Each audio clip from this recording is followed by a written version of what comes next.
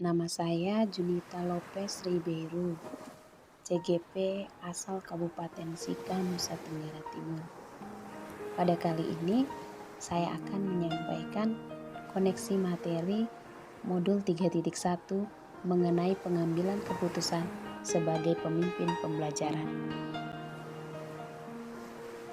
Patra Triloka adalah sebuah konsep pendidikan yang digagas oleh Ki Hajar Dewantara yang merupakan pendiri dari Taman Siswa. Di dalam Patra Triloka terdapat 3 unsur penting. Yang pertama, ing ngarso sung tulodo, yang artinya yang di depan memberi teladan. Yang kedua, ing madyo mangun karso, yang di tengah membangun kemauan. Dan yang ketiga, tuturi handayani, dari belakang mendukung.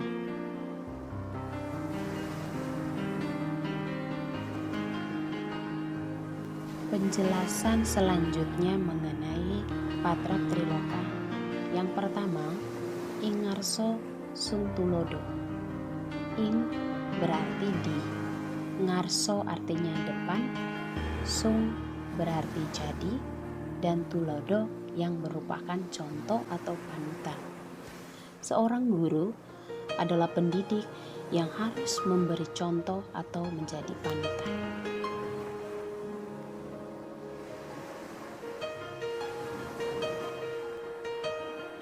Dua, ing madya mangun karso. Ing artinya di, madya memiliki arti tengah, mangun berarti membangun atau memberikan, dan karso memiliki arti semangat atau niat. Seorang guru adalah pendidik yang selalu berada di tengah-tengah para muridnya dan terus-menerus membangun semangat dan ide-ide mereka untuk berkarya.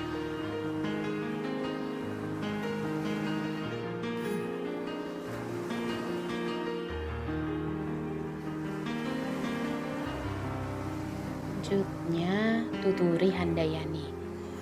Tuturi artinya di belakang atau mengikuti dari belakang, dan handayani yang berarti memberikan semangat. Menjadi seorang guru adalah pendidik yang terus-menerus menuntun, menopang, dan menunjuk arah yang benar bagi hidup dan karya anak didiknya. Selanjutnya, nilai dan peran pendidik sebagai pemimpin pembelajaran. Seorang pendidik harus kolaboratif, inovatif, kreatif, mandiri, berpihak pada murid ketika dalam mengambil suatu keputusan. Nilai-nilai dalam diri yang berpengaruh pada prinsip pengambilan keputusan. Nilai diri seperti kejujuran, rasa empati, rasa kasih sayang, cinta, toleransi, kesetiaan, ini akan mengarahkan seorang guru untuk menggunakan prinsip berpikir berbasis rasa peduli.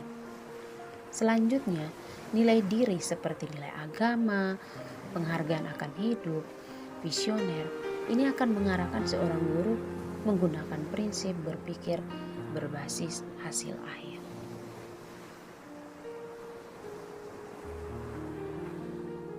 Berikut ini adalah praktek coaching dari CGP sebagai coach terhadap coachee dalam membantunya mengambil keputusannya sendiri atas masalah yang dihadapi.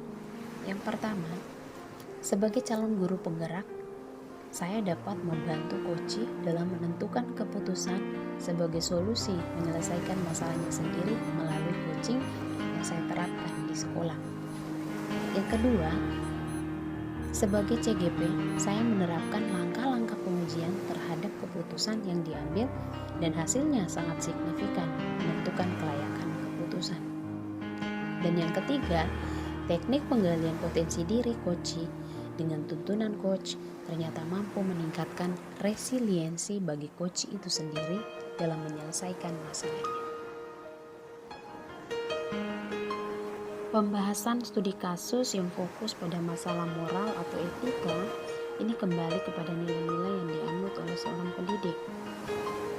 Ketika membahas studi kasus yang berfokus pada moral atau etika, maka tentunya sudah akan melewati beberapa tahapan pengujian. Yang pertama, kita akan menggunakan 9 langkah pengambilan keputusan.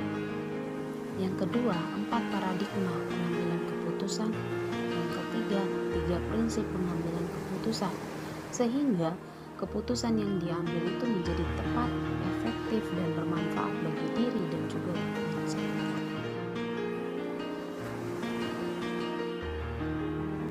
Pengambilan keputusan yang tepat berdampak pada lingkungan yang positif, kondusif, aman, dan nyaman.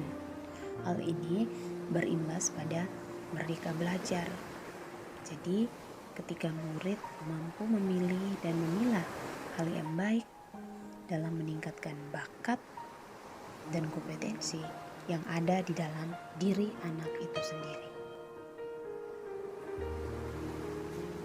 Ketika menghadapi kasus-kasus dilema etika ini, tentu saja akan ada kesulitan-kesulitan yang dihadapi di lingkungan sekolahnya.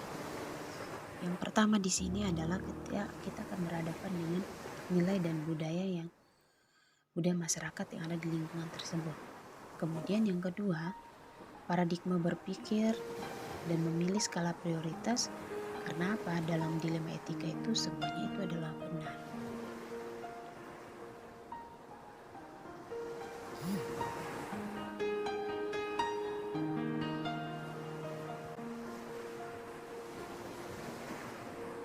Dampak pengambilan keputusan di sini yang pertama itu pada diri saya sendiri.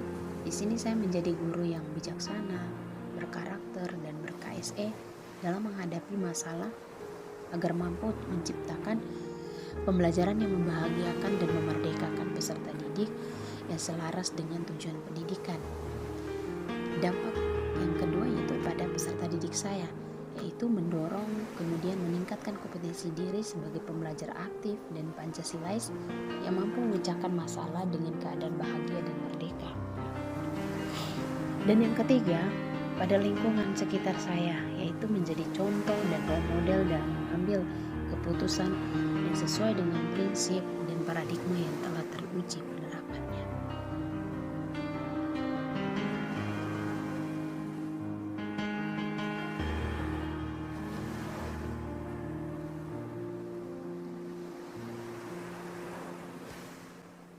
Guru sebagai pemimpin pembelajaran akan mempengaruhi masa depan anak didiknya. Guru mengajarkan mereka berhitung itu memang hebat. Namun ketika guru mengajarkan apa yang utama dan berharga adalah yang terbaik. Mengajarkan berhitung membutuhkan waktu, tetapi mengajarkan yang utama dan berharga membutuhkan keteladanan, proses, dan pembiasaan yang lama-kelamaan akan menjadi suatu budaya. Yang terakhir ini adalah kesimpulan.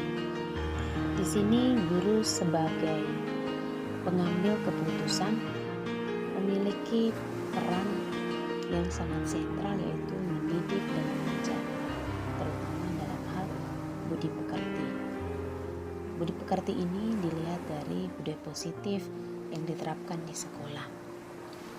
Kemudian dengan kematangan kompetensi sosial emosional yang dimiliki, tentu saja akan membantu guru dalam mengambil keputusan di sekolah, apalagi ditambah dengan penerapan pembelajaran yang terintegrasi dengan pembelajaran diferensiasi.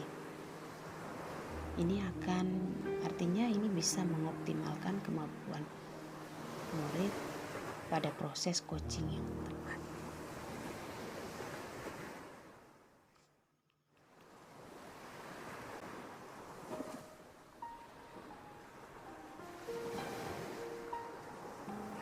Terima kasih.